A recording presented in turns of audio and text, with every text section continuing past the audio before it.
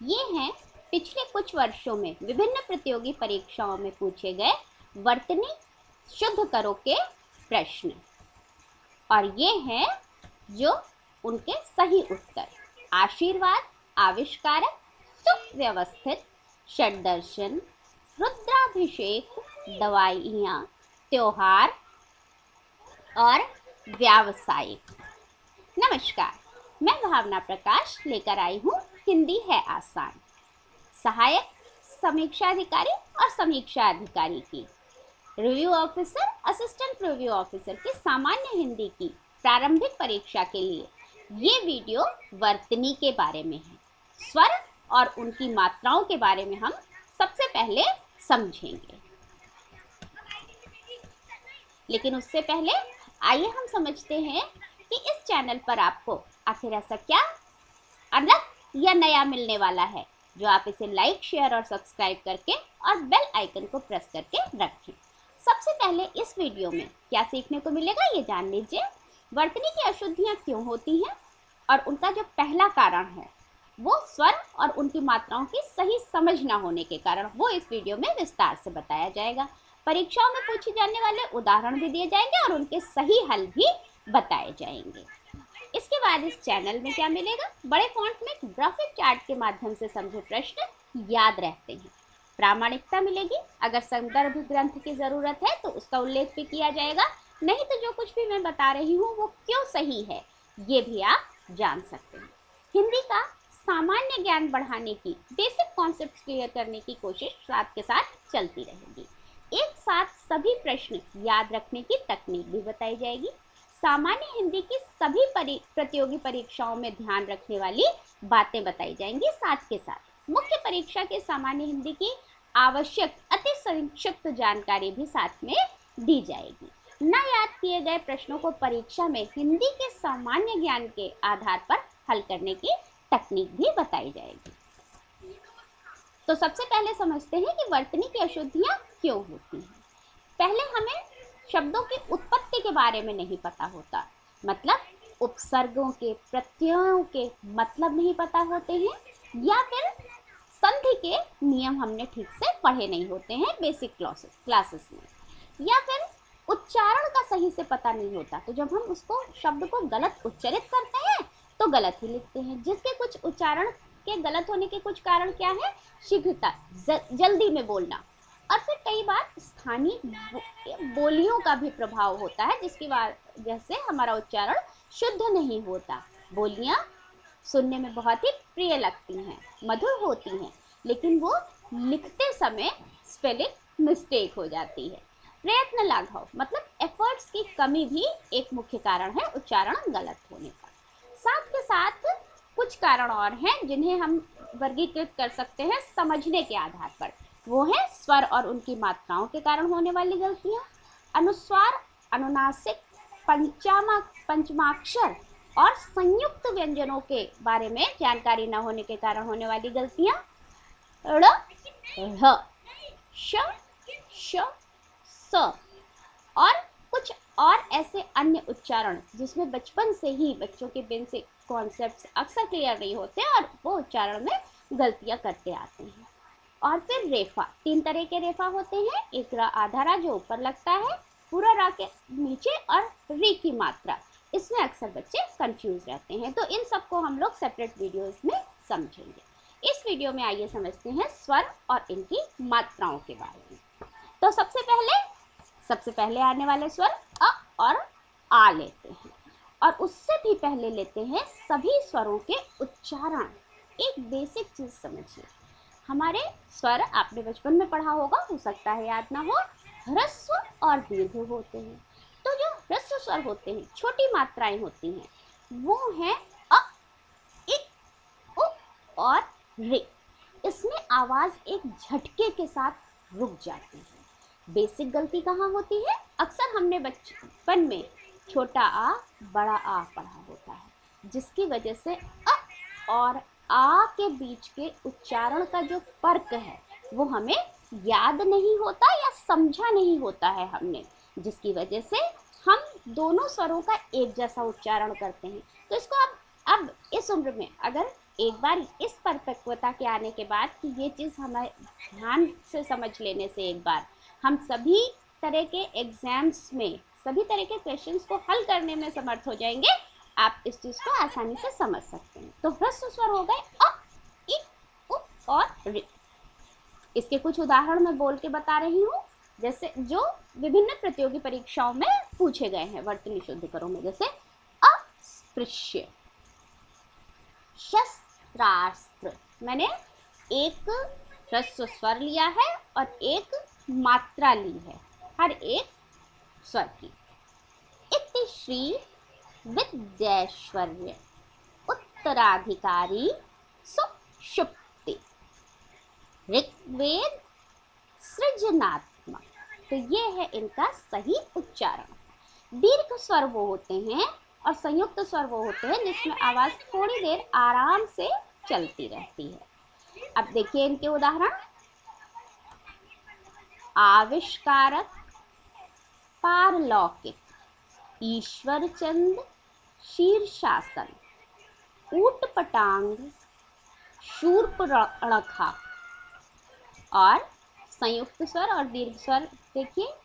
एवमस्तु, श्रेष्ठता, ऐश्वर्य, सैन्य संचालन, ओजस्विता,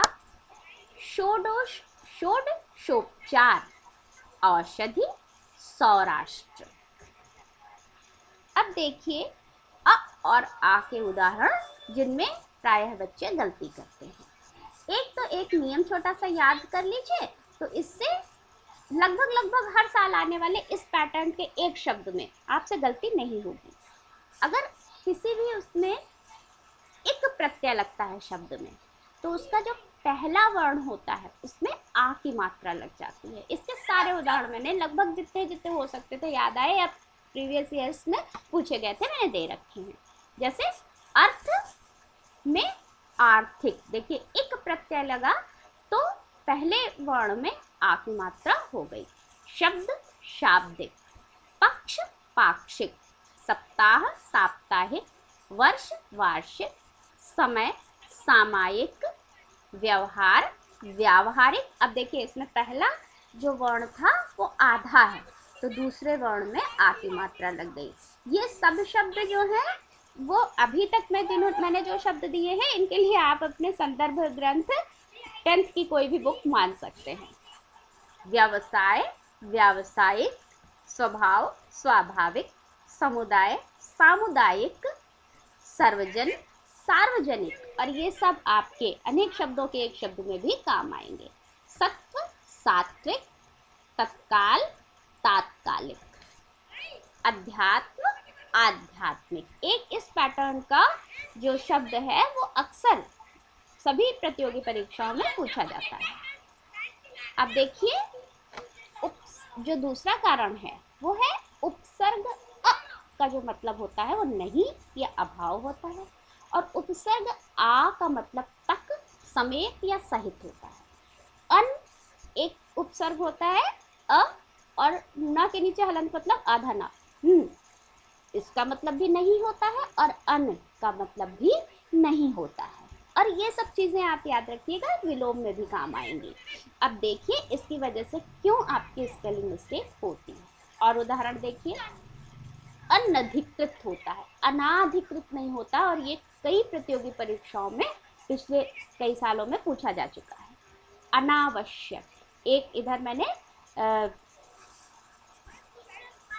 के उदाहरण रखे हैं और इधर आ। अविश्वसनीय, आविष्कार, अलौकिक, आमरण। अब देखिए ये कैसे काम आएगा आपका विलोम में भी, जैसे लौकिक अलौकिक मतलब जो इस लोक का ना हो, आमरण मतलब मरने तक, अक्षम्य जिसे क्षमा ना किया जा सके, आरक्त मतलब रक्त से परिपूर्ण, अजन्मा मतलब जो जन्म नहीं लेता, ईश्वर का पर्यायवाची है, आजन्म मतलब पूरे जन्म भर, अव्यवस्थित व्यवस्थित का विलोम है, आशंका मतलब शंका से पूर्ण, शंका के समेत, अत्यधिक ये अति और अधिक से बना है, उसमें की मात्रा होती है, कई बच्चे आ लिख देते हैं। आगामी, आने वाला। अभिज्ञ, जो न, भिज्ञ माने जानना, और अभिज्ञ जो न जानता हो, तो ये भिज्ञ का विलोम है। कई बार बच्चे इसे अनभिज्ञ का विलोम समझ लेते हैं, जबकि अनभिज्ञ और अभिज्ञ पर्यायवाची है। आरक्षण मतलब तब तक रक्षण, इसीलिए रिजर्वेशन को आरक्षण कहते हैं, सीट रिजर्व करने को, कि एक समय, निश्चित समय के लिए, पूरे समय के लिए वो रक्षित हो गया, आरक्षण। अधीन, आकृष्ट। अप्रत्याशित, जो प्रत्याशित ना हो, जिसे समझा ना जा सके, पहले से सोचा ना जा सके। आकंठ मतलब कंठ तक। अभाव और आविर्भाव। अभाव मतलब किसी चीज की कमी, और आविर्भाव मतलब किसी चीज का होना, तभी प्रकट होने को या उसके उपस्थित होने को आविर्भाव कहते हैं। अब देखिए, जो सामान्य गलतियां होती है ए और ई में, आपको बचपन में पढ़ा होगा, इकारांत वाले शब्दों का जब बहुवचन बनाते हैं तो इकारांत में परिवर्तित हो जाते हैं, जैसे सुर्खी का सुर्खियां, साक्षी का साक्षियां, कव्वाली का कव्वालियां। लेकिन जब अंत में ई की मात्रा होती है, तब भी तो जो बहुवचन बनाएंगे तो वो मात्रा इ में परिवर्तित हो जाएगी। जैसे दवाई का दवाइयां, इसे बच्चे ही नहीं, दवाई की दुकान वाले बोर्ड पर भी गलत लिखते हैं, ज्यादातर बोर्ड पे दवाइयां लिखा होता है। रस्सी, जैसे रस्सियां। फुनगी, फुनगियां। तो इसी तरह चटाई, चटाइयां। रजाई, रजाइयां। ए और ई के अन्य उदाहरण। अब ये देखिए कि जो कई बार उच्चारण की गलती की वजह से होते हैं, जैसे मैंने ह्रस्व और दीर्घ में बताया था, कुछ शब्द तो मैंने ऐसे ही लिए हैं जो उदाहरण के तौर पर प्रतियोगी परीक्षाओं में आते रहते हैं, जैसे अनविति।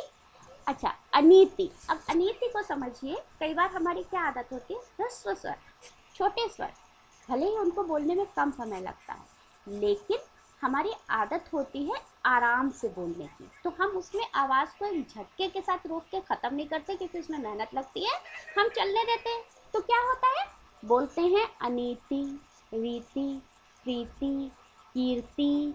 जबकि अगर आप ध्यान से सुनेंगे तो इन सब में अगर हम आराम से बोल रहे हैं तो ई की मात्रा लग रही है, तभी जब हम लिखते समय लिखने लगते हैं तो कंफ्यूज हो जाते हैं कि नीति था या नीति था। तो अगर आप हम इसको पढ़िए, ज ह्रस्व स्वर है, दोनों में ह्रस्व मात्राएं हैं, आवाज को झटके के साथ रोक के पढ़िए। विकीर्ण, अब इधर मैंने वो ले ली जिसमें एक छोटी है और एक बड़ी मात्रा है। सन्निहित, शिरीष, तितिक्षा, समीचीन। परिणति, परिणति मतलब अंत, किसी चीज का बदलाव, बदलते हुए जो लास्ट में अंत होता है उसे परिणति कहते हैं। और परिणीता मतलब विवाहिता।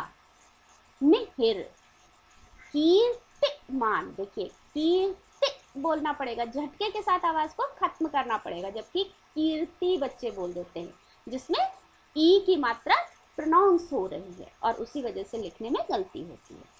प्रतीति, निशीथ, शिशिर, श्रीमती, जीर्ण, शीर्ण, निहारिका, शिविर, सुभाषिनी। अब देखिए, कई बार बचपन में ये नहीं पढ़ा होता या याद नहीं होता है कि रु और रू मतलब र में भी उ की मात्रा होती है, छोटे ऊ की, और ये है बड़े ऊ की। इस वजह से अक्सर रु में गलती होती है। दो डिफरेंट शब्द जब चार वर्तनियाँ आती हैं और शुद्ध वर्तियाँ पहचानने को होते हैं तो अक्सर बच्चे समझ ही नहीं पाते कि इनमें फ़र्क क्या है। दो को वो एक जैसा समझने लगते हैं जिसमें रु और रू लिखा होता है। तो ये ध्यान रखिए। इससे भी मिलते जुलते पैटर्न के एक शब्द लगभग हर साल आते जरूर हैं। रुद्राभिषेक, आरूढ़, जिसके मैंने कुछ एग्जाम्पल्स जितने भी मुझे याद आए मैंने ले लिए हैं। रुद्राक्ष, रूढ़ियाँ। रुष्ट, रूपसियाँ। रुक्मणी, अमरूद, आरुषि, अरुंधति है। ये सब रु के उदाहरण हैं और ये सारे रू के उदाहरण हैं। शुरुआत और शुरू, शुरुआत में उ होता है, रु होता है और शुरू में उ होता है। अब उ और उ के कुछ अन्य उदाहरण देखिए। एक तो सु प्रत्यय, वही झटके वाला नियम यहाँ भी लगता है, लोग आराम से बोलते हैं बच्चे। तो सुकन्या, सुव्यवस्थित, सुबुद्धि, सुसंस्कृत, सुगढ़, सुहृदया बोलते हैं, जबकि ये सब गलत है। आप अगर उच्चरित करिए तो आपको हमेशा याद रहेगा। सुकन्या, सुव्यवस्थित, सुबुद्धि, सुसंस्कृत, सुघड़, सुहृदया। इसी तरह जो बहु होता है, बहुवचन वाला, उसमें हु उ की मात्रा होती है। दुल्हन वाले में हु, बहु में हु की मात्रा हु। वधुएं, बहुवचन में उ होता है और वधु एक वचन में उ होता है। अश्रु उ होता है और जो उसका अश्रु का तद्भव है आंसू, उसमें उ होता है। अब देखिए तत्सम से तद्भव कैसे बनते हैं, आपने पढ़ा होगा कि जो कठिन होते हैं बोलना, उसके सरलीकृत जो रूप होते हैं वो तत्सम होते हैं। तो अश्रु में झटके के साथ आवाज रुक रही है, श्रा तो कठिन ही है, तो वो बनते बनते आंसू हो गया। क्रुद्ध उ, क्रूर उ, सुषुप्ति उ और तूणीर उ, सुश्रूषा। अब अंत में दो शब्द ऐसे हैं जिसमें उ भी है और उ भी है, कुकुर। और ये सब विभिन्न प्रतियोगी परीक्षाओं से मैंने लिए हैं। लेकिन आगे बहुत कुछ है इस वीडियो में, लेकिन उससे पहले अगर आप कंप्लीट प्लान के साथ पढ़ना चाहते हैं, मॉक टेस्ट देना चाहते हैं, सॉल्व पेपर्स भी जानना चाहते हैं, बेसिक कॉन्सेप्ट्स और टाइम प्लान वगैरह जानना चाहते हैं, बहुत कुछ जानना चाहते हैं, तो आइए कमेंट बॉक्स में बोलिए, अपना ग्रुप बनाइए और लाइव क्लासेस के लिए आप अनुरोध कर सकते हैं। लेकिन जब मैं वो सब वीडियो डालूंगी तो उसे देखने के लिए चैनल को सब्सक्राइब करिए, बेल आइकन ज़रूर प्रेस करिए। आपके लाइक से हमारा हौसला बढ़ता है कि आपके लिए ज़्यादा से ज़्यादा परिश्रम करके वीडियो बनाएं, और अगर आप शेयर करेंगे तो फिर आप अपना एक ग्रुप बना सकते हैं लाइव क्लासेस के लिए। तो अब समझते हैं ए, ऐ और ओ, औ के कुछ उदाहरण जो मैं उच्चारण के साथ बता देती हूँ। प्रागैतिहासिक, प्राक प्लस ऐतिहासिक के संधि से बना प्रागैतिहासिक। श्रेयस्कर, पारलौकिक, सौजन्य, प्रेमाख्यान, प्रौद्योगिक, मैथिली, शौर्य, प्रेरित, सौष्ठव, त्योहार, अनौपचारिक। त्योहार की वर्तनी मैंने ज़्यादातर बच्चों को गलत लिखते देखी है, त्योहार नहीं होता, त्योहार होता है। अब कुछ परीक्षाओं के उदाहरण बिल्कुल वैसे ही देखिए जैसे परीक्षा में पूछे गए थे कि एक शुद्ध वर्तनी छाटिए, जिसमें ये चार जो है वो उन्नयन के रूप उन्होंने दिए थे। तो उन्नयन का सही शब्द है उत प्लस नयन, संधि से बना है, संधि भी आप क्लास 10th की बुक में आराम से देख सकते हैं, उन्नयन। अब ये देखिए इन चारों के रूप, आविह प्लस कार से बना है आविष्कार, देव प्लस ऋषि से बना है देवर्षि, निह प्लस शब्द से बना है निःशब्द, और जा प्लस माता से बना है जा माता। तो आविष्कार सही है। खिवैया सही है। निर प्लस अपेक्ष से बना है निरपेक्ष। क्यों? जब वर्तनी विच्छेद करेंगे तो यहाँ पे र आएगा प्लस अ आएगा, तो आधा र और अ मिलके पूरा र बन जाएगा, तो निरपेक्ष। अनन्नास होती है सही स्पेलिंग, और न्योछावर होती है। खवैया देशज, खिवैया देशज शब्द है लेकिन शुद्ध है।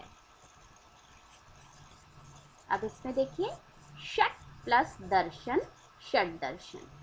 अब जब ट में ट के नीचे हलंत है, यानी कि ट का जब वर्तनी विच्छेद होगा तो अ नहीं आएगा, और उसके बाद द। तो ये आप जब व्यंजन संधि पढ़ाया जाएगा, जब व्यंजन का भी हमारा ये पूरा हो जाएगा वीडियो और उसके बाद व्यंजन संधि पढ़ाई जाएगी, तब ये बता देगा किस नियम के अंतर्गत ये ड होगा। क्लिष्ट सही जो है वर्तनी है। परि प्लस अवसान, पर्यवसान, ये सही शब्द है। और अन प्लस अपेक्षित, अनपेक्षित होता है, अनापेक्षित नहीं होता। राजमहल होता है, राज्य का कोई महल नहीं होता, राजा का महल होता है, तो राजा के महल को राजमहल कहते हैं। और कोमलांगी शब्द है, कोमलांगिनी नहीं। निरोग शब्द है, निह प्लस रोग, निरोग कैसे हो गया ये आगे बताया जाएगा अभी। अक्षौहिणी, अक्षौहिणी ये सही शब्द है, और अक्षौहिणी ये सही उच्चारण है। अब देखिए, अन हलंत है प्लस अधिकारी, अनधिकारी, अन अधिकृत, अनधिकृत, अन अर्थ, अनर्थ। अब अगर आप इस सबको शब्दों को गूगल पे टाइप करेंगे तो आपको सही वर्तनी में यही मिलेंगे।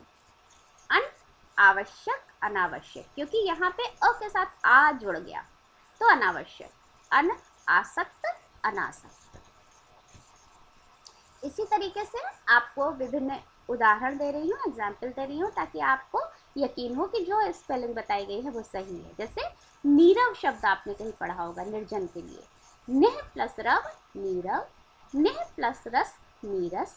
इसी तरह निह प्लस रोग, नीरोग। इसी तरह षट प्लस दर्शन, षट दर्शन, षट प्लस विकार, षट विकार, षट प्लस यंत्र, षड्यंत्र, और षट प्लस आनंद, षडानंद। षट प्लस कोण, लेकिन षटकोण होता है। इसका नियम व्यंजन वाले वीडियो के बाद। तो आइए एक क्विक रिकैप कर लेते हैं, पुनरावृत्ति। वर्तनी की अशुद्धियां क्यों होती हैं ये इस वीडियो में आपने जाना। याद रखिए, उच्चारण सही करिए, और उपसर्ग, प्रत्यय और संधि हो सके तो क्लास 10th की बुक से थोड़ी थोड़ी करके एक बार फिर से समझ समझ के पूरा पढ़ डालिए। पहला कारण आपने इस वीडियो में समझा, स्वर और उनकी मात्राओं की सही समझ न होने के कारण आपने समझा। उपसर्ग, प्रत्यय और सही के संधि के कुछ नियम, बहुत थोड़े से नियम आपने समझे, और सही उच्चारण समझे। आपने क्या क्या समझा, एक प्रत्यय जब लगता है तो पहला वर्ण आ में परिवर्तित हो जाता है, और उपसर्ग अ और आ का मतलब और उससे बनने वाले शब्द समझे। ई बहुवचन में होता है तो इ में परिवर्तित हो जाता है। सु प्रत्यय के वजह से, सु झटके के साथ बोल करके रुकने में ना रुकने के कारण, उच्चारण की गलती के कारण कई बार बच्चे सु प्रत्यय से बनने वाले शब्दों में गलती करते हैं। परीक्षाओं में पूछे जाने वाले आपने उदाहरण देखे और उनके सही हल देखे, वो सही क्यों है ये भी समझा। आप चाहें तो शब्दकोश की सहायता से इसके सभी जो आंसर बताए गए हैं उनको चेक कर सकते हैं। कुछ आंसर्स आपको हाई स्कूल की बुक में भी मिल जाएंगे। तो अगले वीडियो में फिर मिलेंगे व्यंजन और उनके सही उच्चारण के साथ, उससे होने वाली गलतियों के उदाहरणों के साथ, उसके बाद संयुक्त व्यंजन और विवादित वर्तनियों के साथ फिर रेफा और वर्तनी विच्छेद करके ये जो वर्तनी शुद्ध करो का टॉपिक है वो खत्म होगा। लेकिन इसके लिए आपको मेरे चैनल को लाइक, शेयर, सब्सक्राइब करके और बेल आइकन ज़रूर प्रेस करके रखना होगा। और अभी भी अगर कोई भी आपकी क्वेरी है तो उसे कमेंट बॉक्स में ज़रूर पूछिए। तो चलते हैं, फिर मिलेंगे।